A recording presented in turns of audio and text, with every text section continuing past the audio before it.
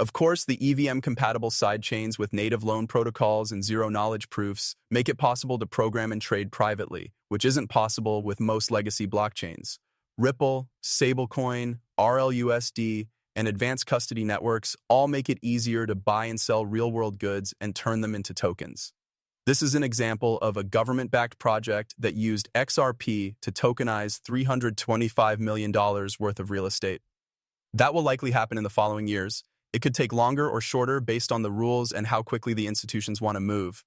For example, Ripple is working with ZoniQX and Orium Equity Partners to tokenize real estate and asset funds worth billions of dollars. But it's not just the property, it's also the money that backs up the property. That's also where this could have value. In just 6 months, the number of tokenized real estate and T-bills on the XRP system has grown from 5 million to 118 million. This is a huge increase in real-world assets. It's clear that there has been a lot of improvement. This is a 2,000% increase in the last few months. Where do you think this growth will go in the next 6 to 12 months or 2 to 3 years? You're the judge, right?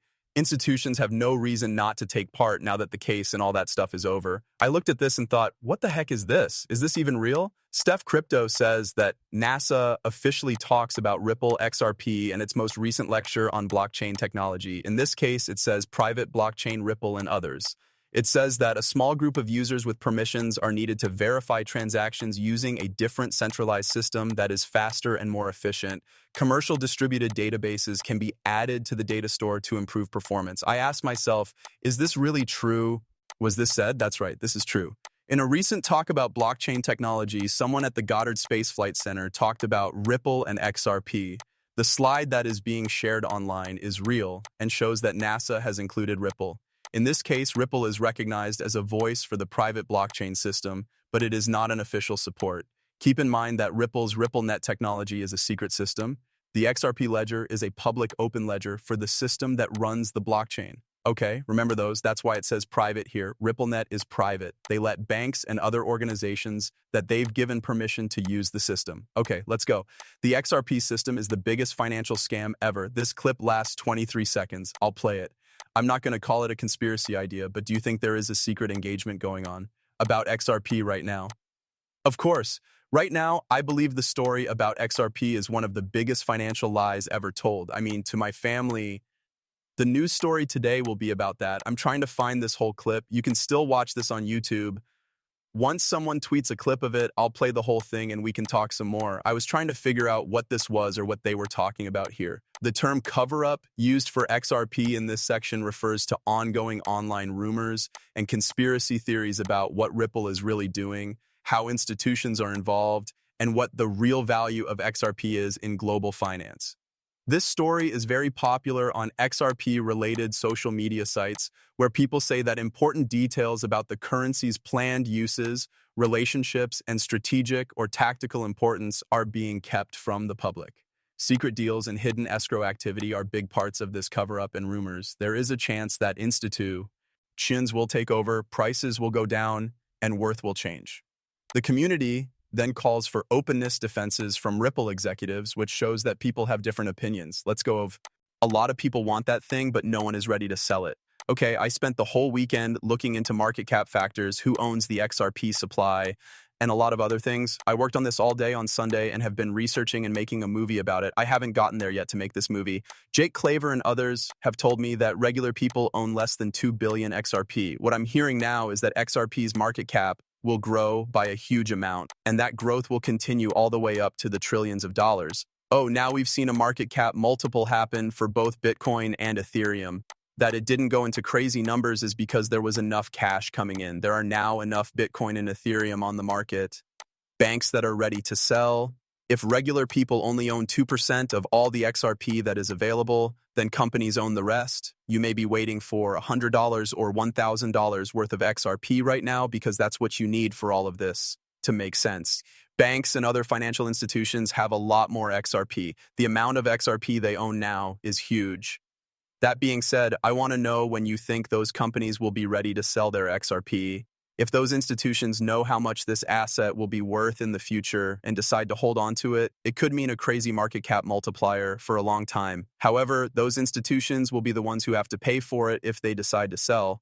As for retail, I think a lot of people will hold for 3 or 4 numbers. Some people will get $25 or $50.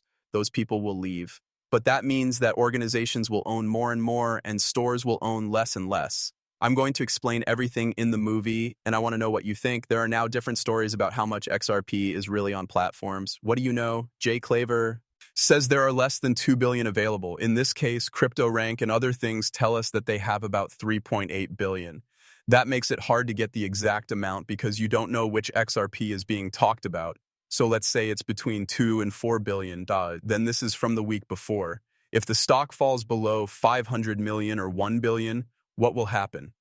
Analysts say that if the amount of XRP on exchanges drops to 1 billion or even 500 million, it could cause a standard supply shock because there would be less XRP available to buy right away.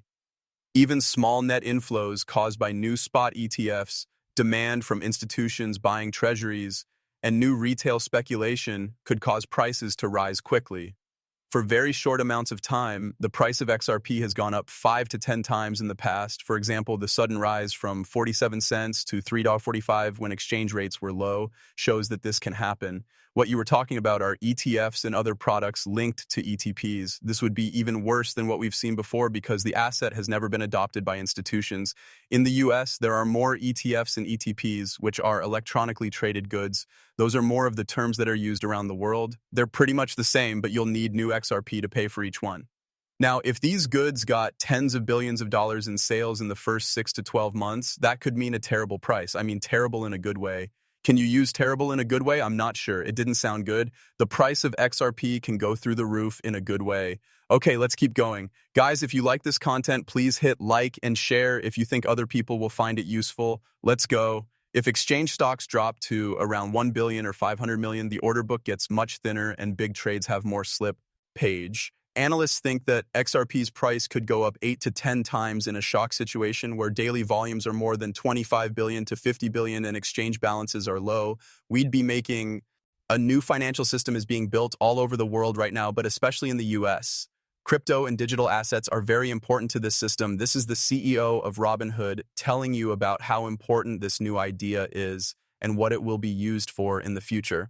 I also wanted to look into what Ripple and XRP can do to make tokenization of real estate and other financial assets possible on a large scale today. We're going to look into all of that and a lot more. You should also have Paul Barron check in with the Black Swan Capitalist brothers to talk about how XRP is the biggest financial scam ever. We're going to talk about that movie and the rumors that surround it, but we need to begin here first. There are two ways to look at crypto itself, I believe. One is a commodity that can be bought and sold, like stocks, options, and futures.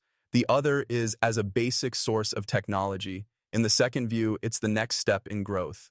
Financial services used to be done on paper and pencil in file cabinets. Then they moved to mainframes, then to on-premises, and finally to the cloud. The next step is crypto, which is where a lot of the business logic we need is. Infrastructure that companies can now build together. This means that software takes the place of exchanges, loan pools, and payment processors.